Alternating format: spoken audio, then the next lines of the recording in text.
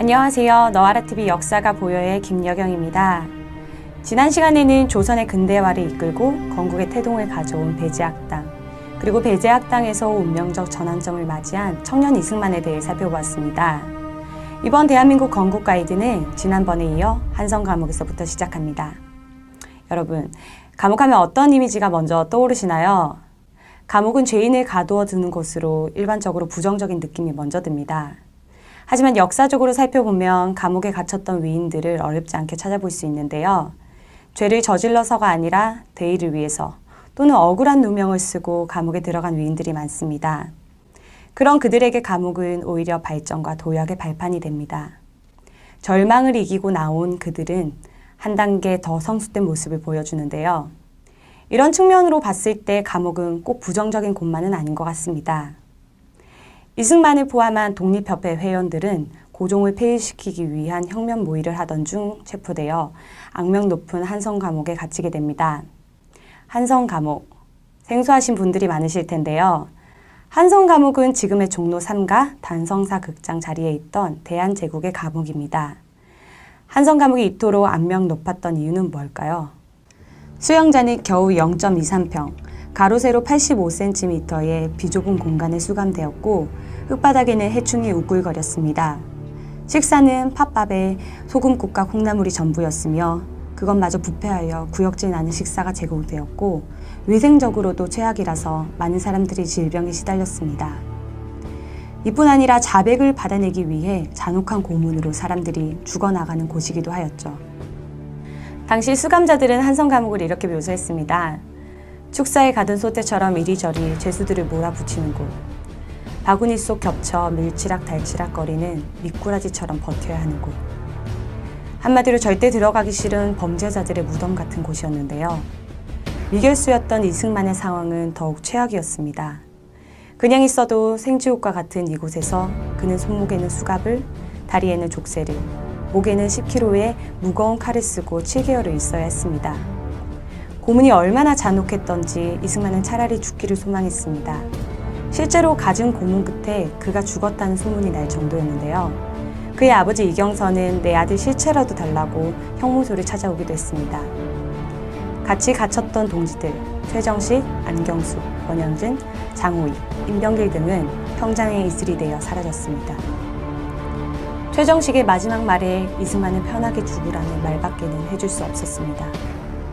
나라를 위해 확신을 가지고 있었던 활동에 대한 사회적 정죄와 비난, 언제 처형될지 알 수 없는 공포와 두려움, 믿었던 이들에 대한 원망과 아쉬움, 여기에 불결한 위생과 건강상의 문제까지 겹치면서 이승만은 끝을 알 수 없는 깊은 절망에 빠집니다.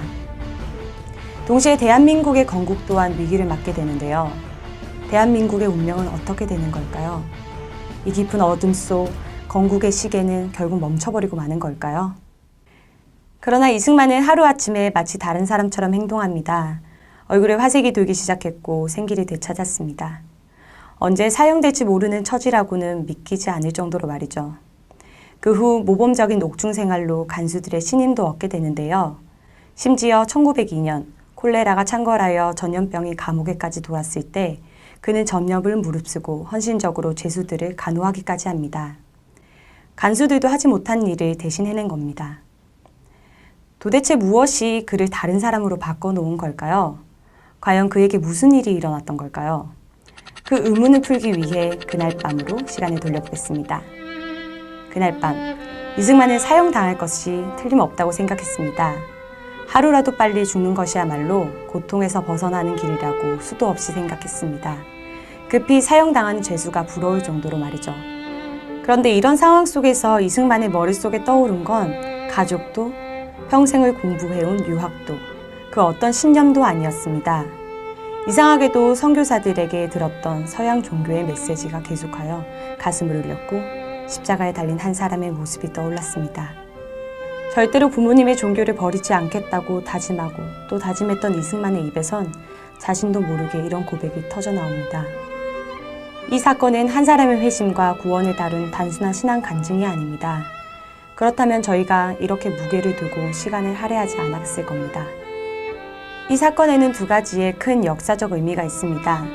첫째, 양반 출신의 최초 괴종이었습니다. 이승만은 양반 출신 중 최초로 기독교를 받아들였습니다. 그리고 기묘하게도 대한민국 최초의 대통령이 됩니다. 이승만이 희망을 버리고 그대로 형장의 이슬로 사라졌다면 대한민국의 역사는 완전히 바뀌었을 겁니다. 그렇기 때문에 그의 기독교로의 개종은 개인의 일기장이 아닌 역사책에 기록되어져야 하는 사건인 것이죠. 둘째, 극적인 개종으로 인하여 서양 문명의 본질을 간파하게 되었습니다.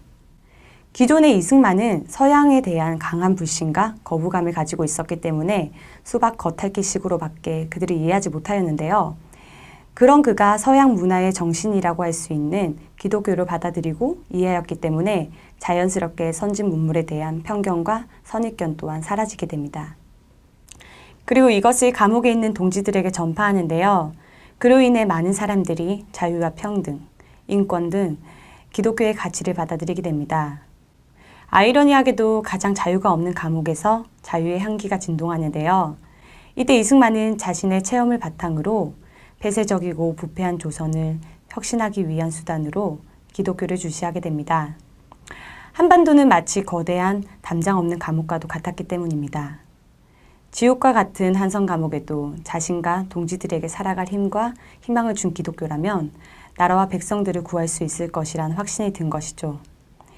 이 생각은 후일 기독교 입국론으로 발전합니다.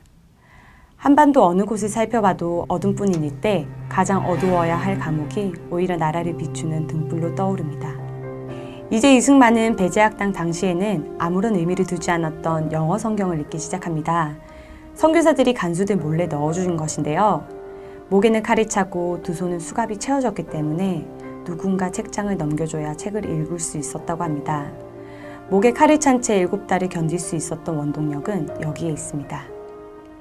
그리고 선교사들의 계속된 탄원으로 사형에서 종신형으로, 종신형에서 계속 감형되어 최종적으로 5년 7개월까지 형량이 줄게 됩니다. 몸에 채워진 족쇄들이 벗어졌고 그와 더불어 조금씩 자유가 주어졌으며 일과 중에 책을 읽을 수 있도록 배려도 받게 됩니다. 덕분에 이승만은 하루 종일 책을 읽을 수 있었고 감옥에 들어오기 전보다 더 많은 학식과 견문을 얻게 됩니다. 그에게 감옥은 도서관과도 같았습니다.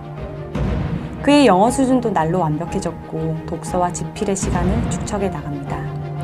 그는 또한 영어의 중요성을 인식하고 최초의 영안사전을 작업을 시작합니다. 그러나 돌연 중단하게 됐는데요. 1904년 러일 전쟁이 일어났기 때문입니다. 러일 전쟁의 승자가 조선을 차지할 거란 소식이 들리고 한성 감옥은 통곡으로 가득 찹니다. 어떤 경우든 식민지가 될 게 분명하기 때문이죠. 이승만은 백성들의 의식을 깨우고 희망을 주기 위하여 급히 대중계문서를 쓰기 시작합니다. 그리고 넉 달 만에 책 한 권이 완성되는데요. 바로 그의 대표저서 독립정신입니다. 로버트 올리버 박사는 독립정신을 한국의 정치적 성서, 한국 자유주의의 헌장이라고 극찬합니다.